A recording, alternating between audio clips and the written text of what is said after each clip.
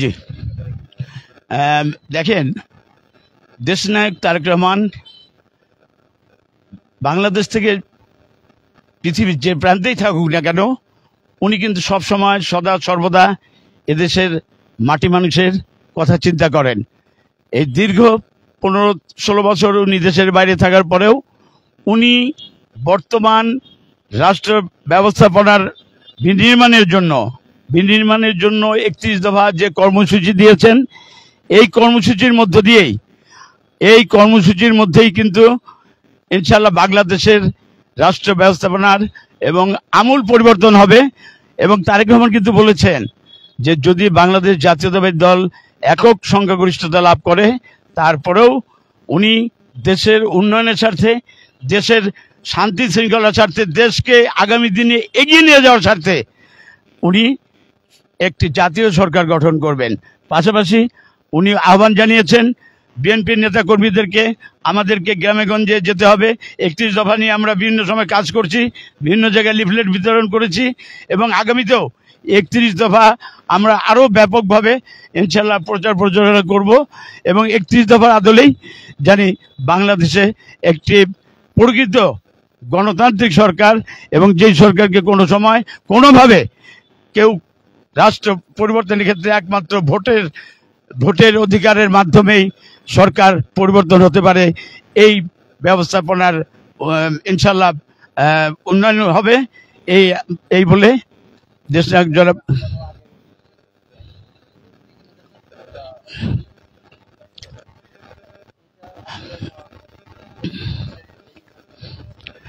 আসলে আসলে আসলে বিএনপির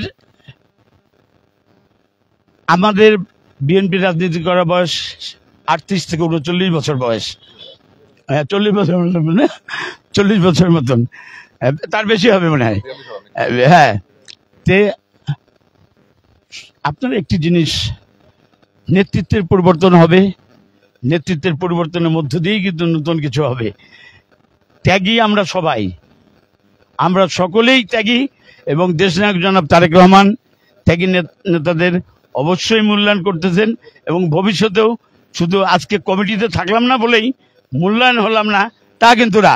দেশনায়ক তারেক রহমান অত্যন্ত কৌশলে বিএনপির ত্যাগী নেতা কর্মীদেরকে সম্মানিত জায়গায় আগামী দিনে পুনর্বাসন করবেন, এটি আমাদের আশা এবং এটি উনিও বলেছেন এবং এটা আমরাও সাধারণ যে তৃণমূলের কর্মীরা আছি আমরা এই জিনিসটি আশা করি। ধন্যবাদ।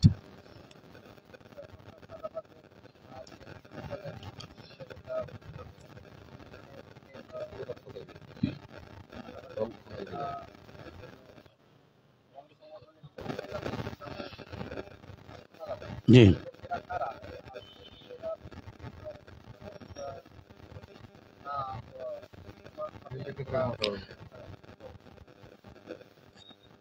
সত্যি কথা বলতে যে আমরা যারা শহীদ জিয়ার 19 দফা কর্মসূচি, পরবর্তীতে আপসহীন দেশনেত্রী বেগম খালেদা জিয়ার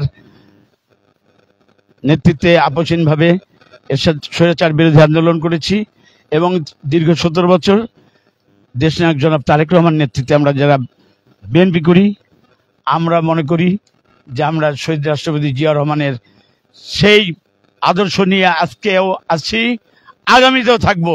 আর যারা এই কাজগুলো করতেছে বা করে সেটি জনগণের কাছে বিচার দিলাম, জনগণই তাদের বিচার করবে। ধন্যবাদ।